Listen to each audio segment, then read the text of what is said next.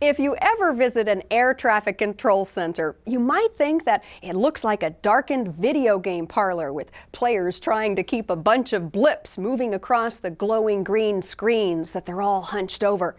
The winner of the game keeps all of his or her blips in proper order at the proper altitudes, with none of them ever merging. As an IFR pilot, you play a huge part in that game. You've been copying and reading back IFR clearances for a while now. Simply stated, a clearance is an instruction and an authorization to fly a certain route at a specified altitude. When a controller gives you an IFR clearance, he intends to provide a bubble of airspace around your airplane that other IFR aircraft don't enter. But since the controller's radar screen isn't really a video game with a joystick, he can only move his blips around using radio communications. And aircraft separation only works when everyone involved hears and accurately follows instructions. So in the pilot-controller relationship, controllers expect that you will acknowledge a clearance after you have received and understood it, advise them if you don't understand a clearance, and ask them to clarify it. Ask the controller to amend the clearance if you think that complying with it is unsafe or would cause you to violate a regulation. Promptly follow the clearance instructions unless you're dealing with an emergency.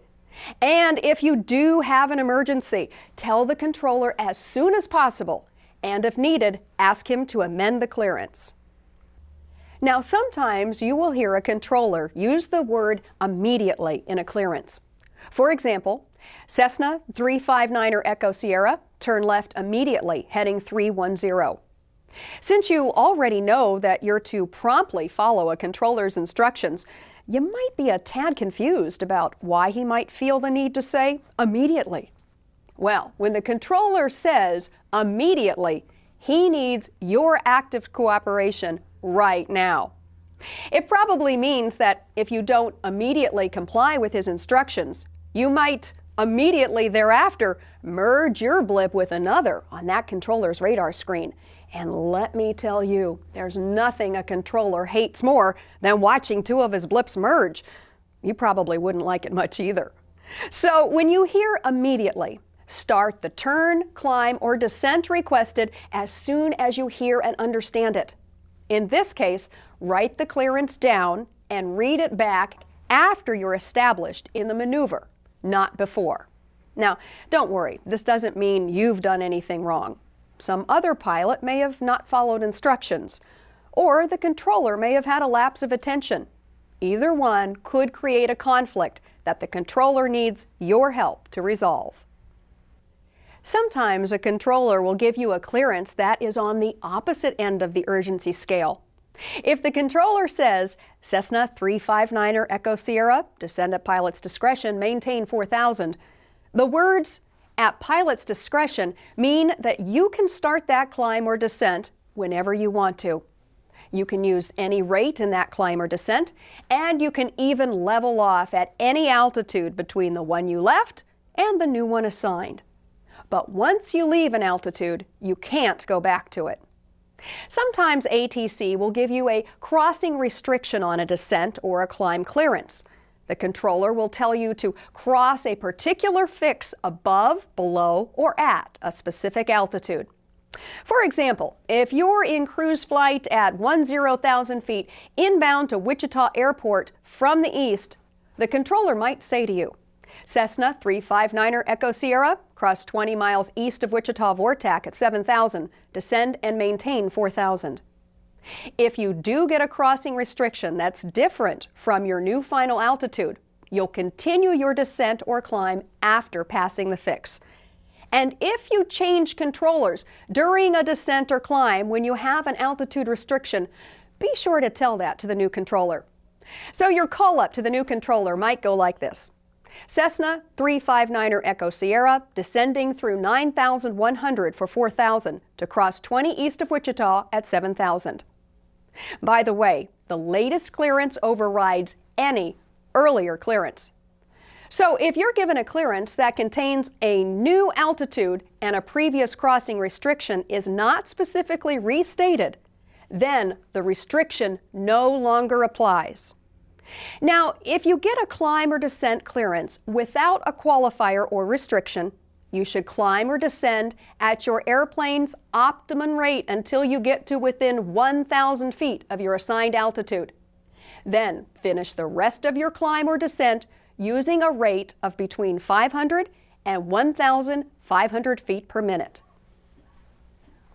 Just as there are certain procedures you're expected to follow when you're flying IFR, you can expect certain consistent actions from ATC.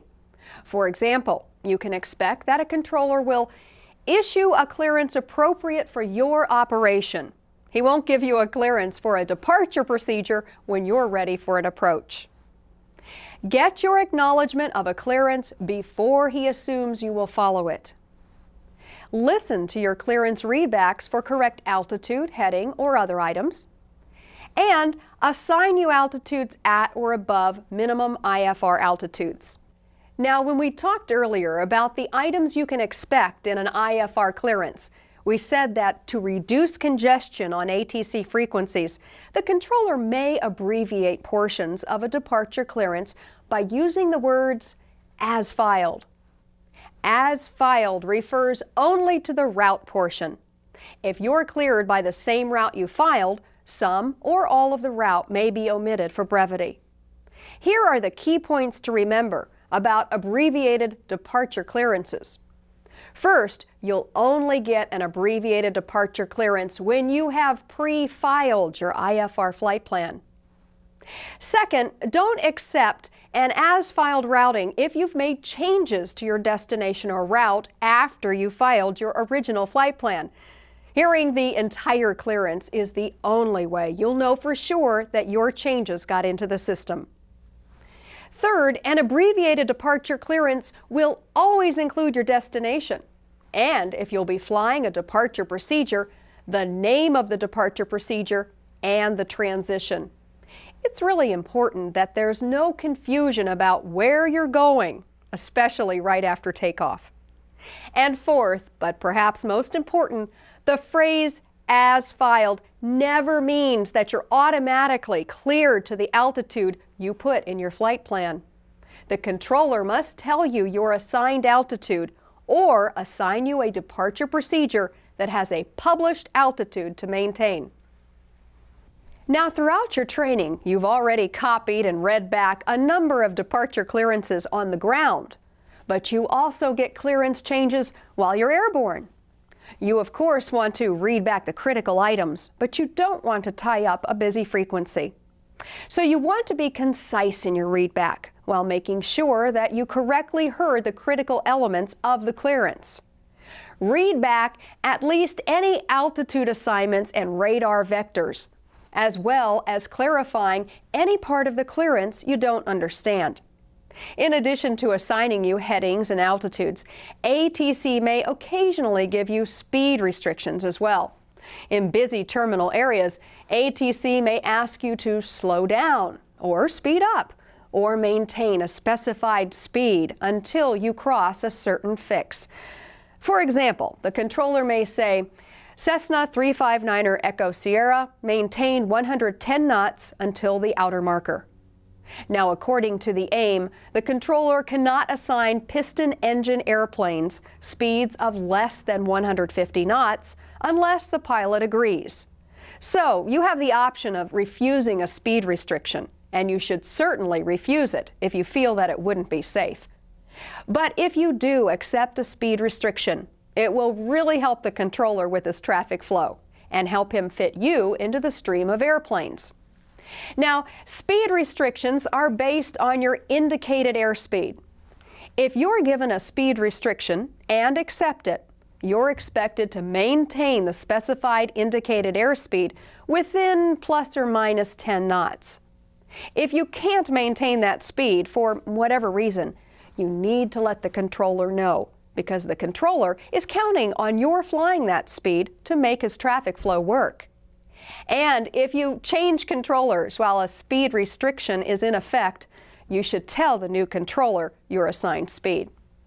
So your call up to the new controller might sound like this. Kansas City approach, Cessna 359er Echo Sierra 5000, assigned speed 110 knots. Now, once you're cleared for the instrument approach, all speed restrictions are canceled. You can fly whatever speed you're comfortable with. The ATC system works most effectively when pilots and controllers understand not only their own roles, but that of the other guy too. And when you perform your role like the knowledgeable pilot you are, you make things just a little easier on all those good folks who work so hard to keep the little green blips from merging.